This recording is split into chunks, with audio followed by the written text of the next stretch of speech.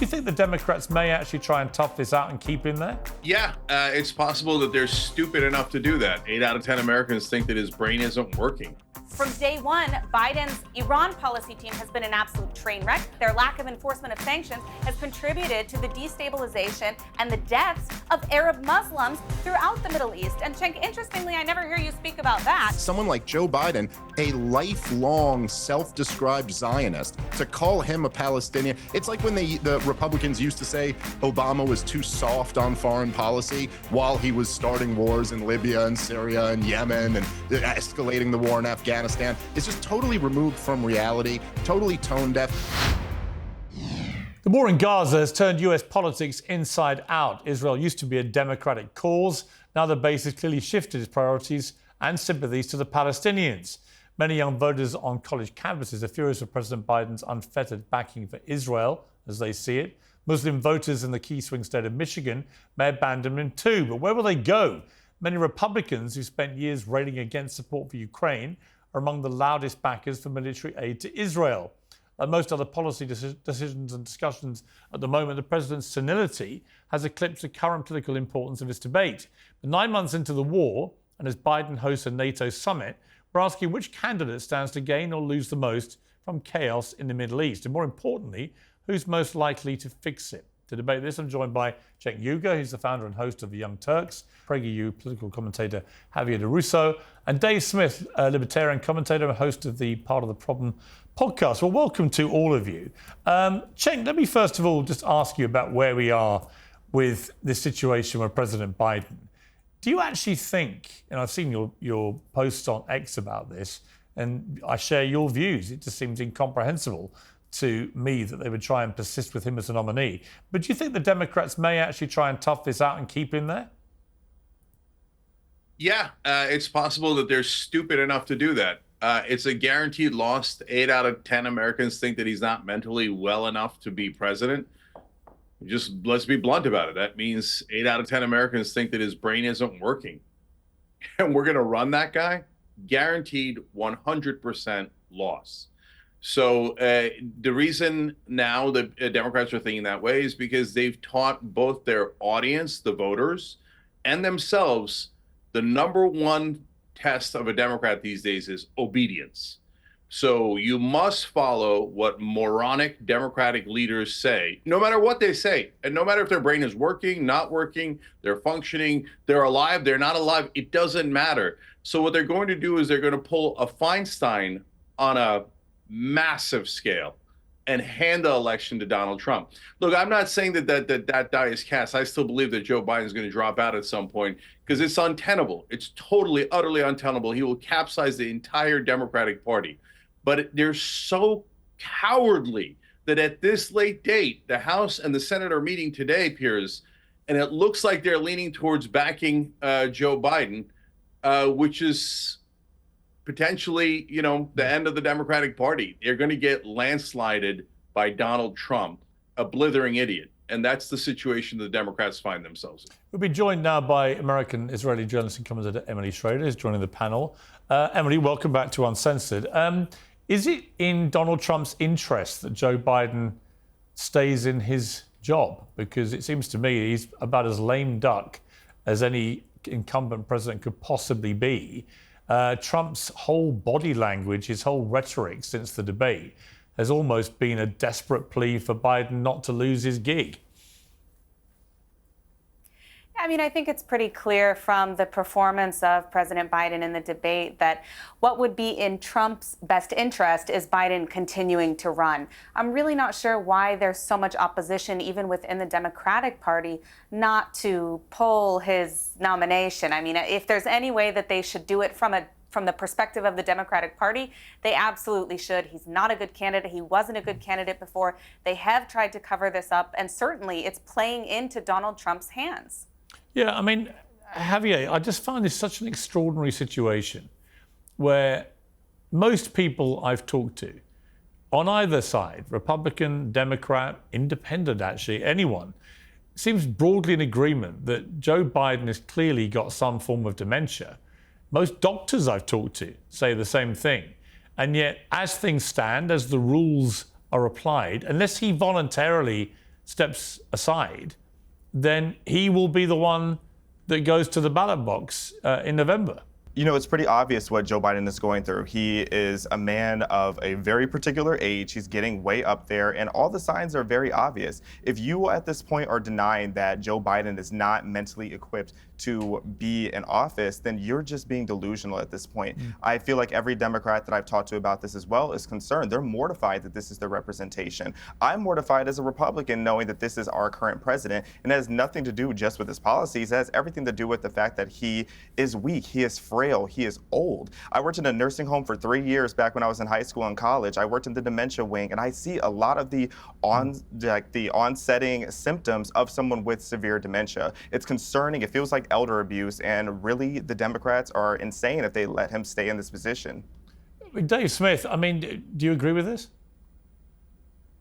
Yeah, of course. I mean, look, I'm sure all of you guys, when you were kids, you probably read the Emperor's New Clothes. And I remember reading it as a kid and never really thinking it was that profound of a story. It was just kind of fun. But now I'm like, I got to go back and study up on whoever wrote that. This is literally Emperor's New Clothes. You're right. It is exactly that story.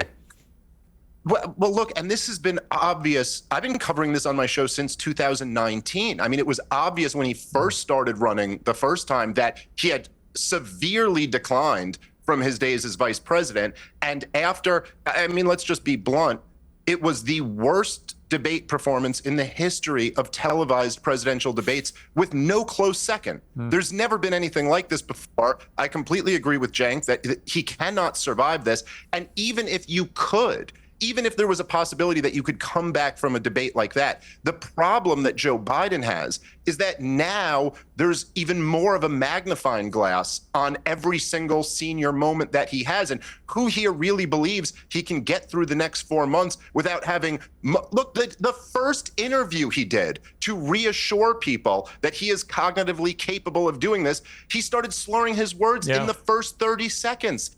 It's done. Right. I mean, the real problem he has, Dave, is that he's now getting the forensic treatment from the mainstream media and for the last 8 years they've devoted to Donald Trump. I mean, Trump's hardly getting mentioned in all this. And you've suddenly seen a massive sea change of a liberal skewed media who's always been very kind of supportive quietly and sometimes not so quietly towards the Democrats and towards President Biden, turning on a dime the moment that debate ended. I'll never forget CNN hosted a debate. John King, one of the most sort of down the line, moderate guys you'll meet. You know, he's completely non-partisan on air, absolutely losing it about what he'd just seen. And that was the moment I realized we watched a piece of history. And it really was the worst debate performance in history. And it's kind of staggering to me, actually, Dave, that he's still there. That there hasn't been a concerted, unified effort. I mean, they're trying. I mean, the New York Times has now done a second editorial calling for him to go, but he doesn't seem to be prepared to either read or listen to it, or maybe he's not even able to take it in. Yeah, well, I mean, the fact that his family is encouraging him to continue is just insane and really speaks to how kind of gross people they are. I mean, who would want to do this to your own relative? Yeah. But look, the only thing I can compare it to, and I focus on, you know, the corporate media and how corrupt and dishonest they are for a living. But the only thing I can compare it to is when Black Lives Matter protests began in 2020. And on a dime, the entire media, who had just been saying you're not supposed to leave your house, was all like, no, it's totally fine if you're protesting racism to leave your house. It was surreal to watch. But to watch, look, we all know what happened.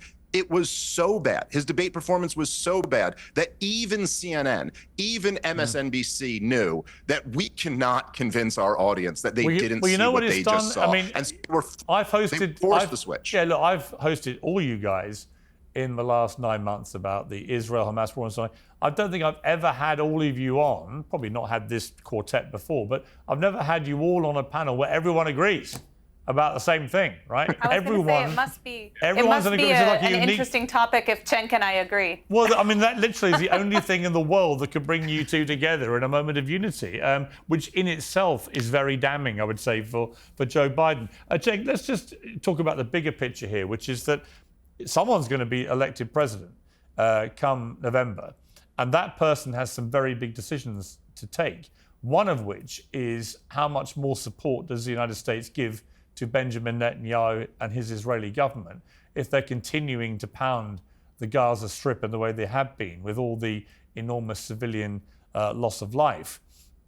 Who would be better, do you think, for resolving this crisis? Trump always says he can resolve all these things in a day and so on, as he has with Ukraine. But who do you actually think would be a better bet as president going past November or past January to actually get this sorted? Yeah, no one. Let me come back to that in 1 second, though, because I just want to say real quick. You know, I ended an op-ed that I did for Mediaite by saying, look, we said the emperor has no clothes. The rest of the media said he did have clothes. And what happened in the debate is that his proverbial pants fell off. And it then became impossible to argue that he had clothes on. He was naked. And so he literally was naked. I mean, my daughter came down. She's 12 years old. She came down halfway through, because we watched it in the morning at like 7 in the morning in London. And she said, Dada, is he asleep? Literally pointed at the President of the United States. She thought he'd gone to sleep. And she knows who Biden is. She knows who Trump is. And she was completely transfixed. She thought he'd literally gone to sleep. Yeah. Well, he has, in a sense, for the campaign. And I predicted on the Young Turks, we showed it the day after, or just yesterday, that Morning Joe would turn around, even though on the 24-hour period after the debate, they said, obviously, he's got to go. This is atrocious. Now, I said, no, Blue MAGA will come in, propaganda will come in, and Morning Joe will turn around. And they did. And now they're saying, oh, he's totally fine. And they're back to the theater. They're back to lying to you. Dave and I disagree on a lot of things. He's a libertarian. I'm a progressive.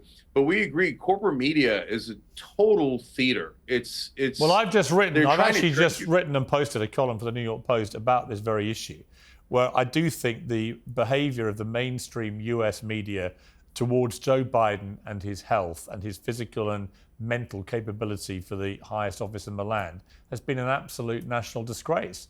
And I cite from my own columns for the Post going back 2 years the number of times that I, a Brit, has had to say this guy has clearly got dementia, right? What are you going to do about this? And every time I did, I would have a lot of blowback, especially on social media, from Democrats, high profile. Was Mark Cuban was one of them, and others, hammering me.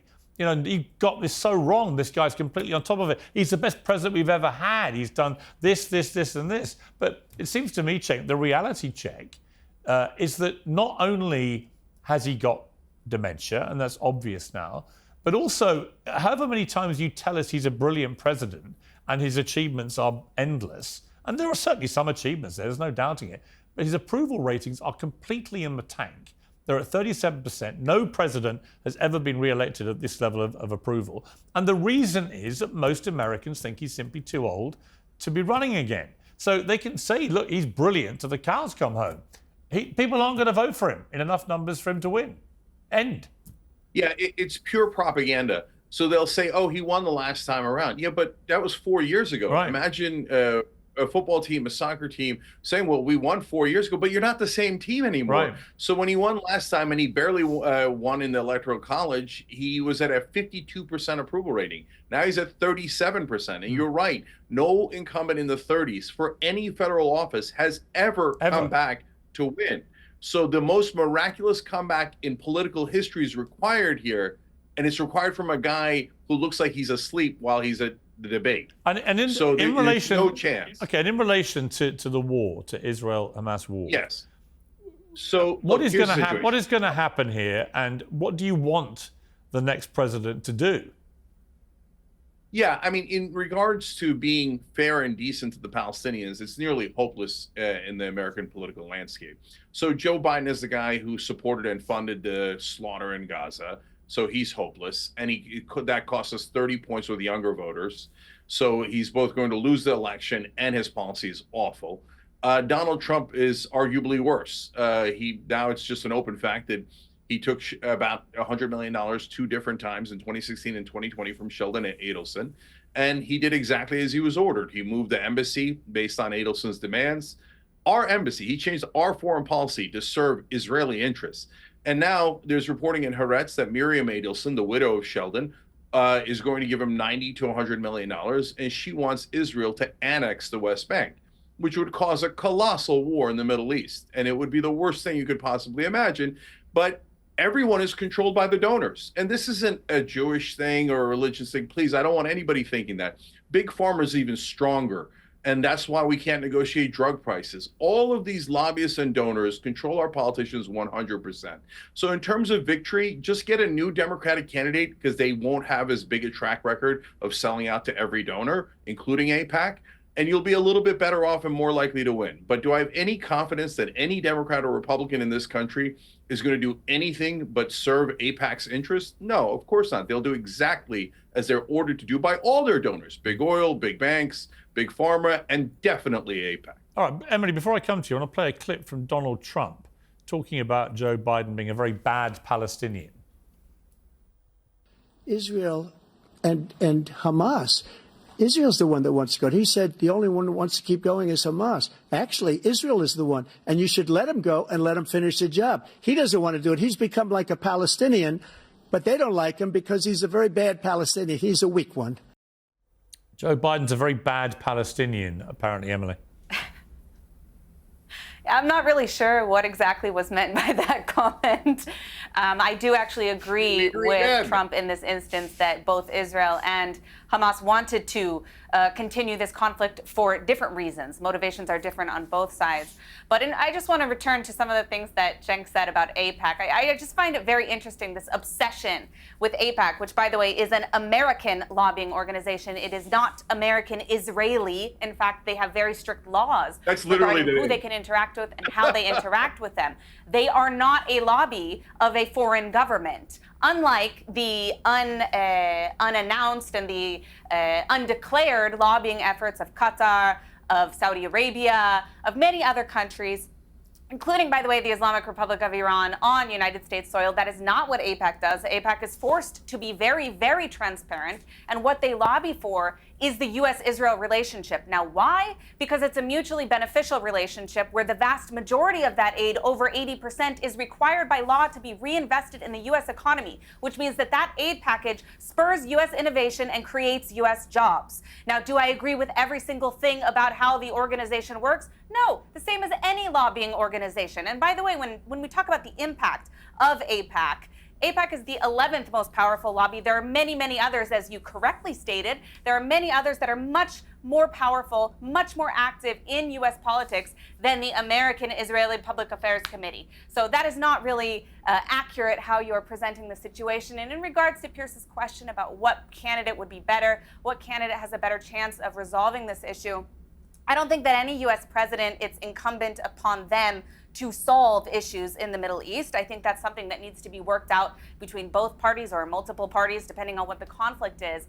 But I also think that it's pretty clear when we look at the track record of President Biden versus the track record of former President Trump that despite the fact I never liked the guy and I really wish he would stop talking and maybe stick to acting instead of talking, he did do a decent job. There wasn't the conflicts that we see now. There wasn't the absolute chaos and suffering and bloodshed in Afghanistan, not to mention gender apartheid in Afghanistan. That was not the case. You'll say, oh, well, of course it was initiated under Trump. Trump would not have done it the same way, and he didn't because he wasn't the president. Biden did, and Biden as the president bears responsibility for that absolute humanitarian disaster. In addition to that, from day one, Biden's Iran policy team has been an absolute train wreck, which has contributed, their lack of enforcement of sanctions has contributed to the destabilization and the deaths of Arab Muslims throughout the Middle East. And Cenk, interestingly, I never hear you speak about that. You never speak about the terror proxies and how many Muslims they're killing, but you speak all the time, all over social media, about how Israel is killing Muslims. Well, statistically speaking, the greatest murderer of Arab Muslims in the Middle East is the Islamic Republic. It is not the State of Israel. Cenk, you want to respond to that? Can I respond? Yeah. Yeah, of course. So first of all, all of your assumptions are wrong. I call out the Saudi and Qatar funding all the time. Okay. What do you mean? I can show you the tape. I can show you dozens of times where I call out the Saudis and the Qatar government for donating into American politics. They do it through proxies. They do it through think tanks. but they flood Washington with money. That's why I say, look, guys, this is not just about Israel. It's and how the often real are you speaking about this in comparison to how much you speak about AIPAC, the boogeyman? Which, again, is an American organization. It is not a foreign lobbying organization. Yeah. Look, can I answer? Okay, so number one, I point out all the problems with all the foreign governments buying our politicians. I'm against all of it. I don't care if they're Muslim, Jewish, or Christian. I don't care if they're from Mars. I don't want them bribing our politicians, and they obviously are. And I told you, AIPAC is not the most powerful lobby. Big Pharma is definitely more powerful. In fact, I agree with where AIPAC was. They were about number 11 based on the facts back in the day. Now I have them in the top 3 because now they're spending a lot more money. They're going to spend over $100 million in this cycle alone. They spent $14.5 million just to defeat Jamal Bowman and buy that seat. And I don't care if it's drug companies or if it's banks or it's AIPAC that's buying these seats, but they're definitely buying them. Okay. And you're denying reality if they're not. All and right. I don't just focus on that. I focus on the dangers of Saudi Arabia and Iran and foreign policy all of the time. You don't watch the Young Turks, so you make assumptions. Sure, but why do I focus on Israel these days? Why do I focus on Israel these how much days? you complain about Israel? The reason I focus on Israel these days, because they're the ones in the middle of slaughtering 37,000 people. It's not complicated. The reason you don't want to focus on that is because you want to have different rules for Israel. Hey, let's blame Saudi Arabia, Iran, etc. Great, no problem. We all agree. Then you say, when it comes to Israel, no. They're allowed to slaughter 15,000 children, and we're not allowed to criticize. And then you say AIPAC is not for Israel's interests. It's literally called American Israel Political Action Committee. All right, it's for Israel. They're top ally, Democratic majority for Israel. I want to bring in other panelists. Xavier, you yourself, you went to Israel about 100 days after the October 7th attacks to, as you put it, uncover the truth behind the headlines. What did you find? You know, I found a lot of the fraudulent narratives are just being covered up by the media, or we're just being gaslighted about what's actually happening there and what happened on October 7th. I still think a lot of people are confused about what happened on October 7th. Like, I was unaware. I actually just got back from Israel last week again. I went for a 3rd time, and I didn't know that a lot of the Palestinian civilians were out there kidnapping hostages as well and then selling them to Hamas for about $10,000 is my understanding. And, you know, it's really tragic to see that all of this has happened, and people are so busy saying that it's complex, but the history might be complex, but what's happening today is a very simple issue. You have one side that is fighting a war against terror, and then you have another side that is trying to lead a genocide against Jews and Christians worldwide. So I see it very black and white or actually, I shouldn't say that. It's not black and white. I know there's a lot of criticisms you can put on both sides, but ultimately what it comes down to is we need to get terrorism out of the Middle East. We need to get this extremism to be put to a halt, and that takes more people being honest and objective about what's really happening over there. Dave Smith, your response to that? Well, there's been a lot said. I mean, I would just point out, because you started by playing that clip of Donald Trump in the debate, and of course, as rightfully the story has been about Joe Biden's catastrophic performance, but that's kind of let Donald Trump slide. It's kind of amazing to me that the corporate media and the Democrats who have obsessively called Donald Trump a bigot for the last, since at least 2016, have nothing to say about turning to your opponent and calling him a Palestinian, as if that's supposed to be just an insult. Just imagine replacing that with any other group. Like if he had just turned and called him a Jew or something like that, as if that's some like horrible thing to be. I think that, look, no presidential candidate wants to stand up for where the majority of Americans are, which is that they want a permanent ceasefire in this war, and all of them are just trying to outcompete the other one over who can be more hardcore. But I got to say, for Donald Trump, who supposedly represents like this America First position, for him to someone like Joe Biden, a lifelong self-described Zionist who is currently unconditionally, in effect, backing Israel's assault of Gaza, to call him a Palestinian. It's like when the Republicans used to say Obama was too soft on foreign policy while he was starting wars in Libya and Syria and Yemen and escalating the war in Afghanistan. It's just totally removed from reality, totally tone deaf. And it's amazing that there are these pocket aces that none of the candidates, including Bobby Kennedy, want to play, which would be very popular with the American people, to simply say, we don't want any part of this.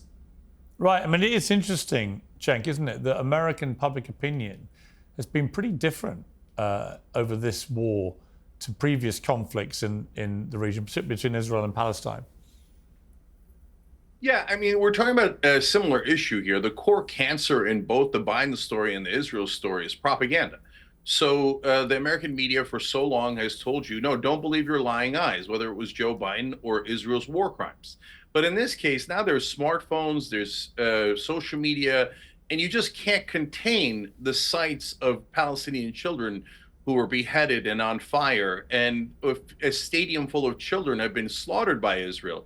So there is no pretty picture you could put on that. And you could spin all you like. But at the bottom line is, American people are asking, wait, not only why are we supporting this wholesale slaughter of these poor people who obviously have no power, but also why are we paying for it? Why did we just give $20 billion to kill all these people? Why is it our fight?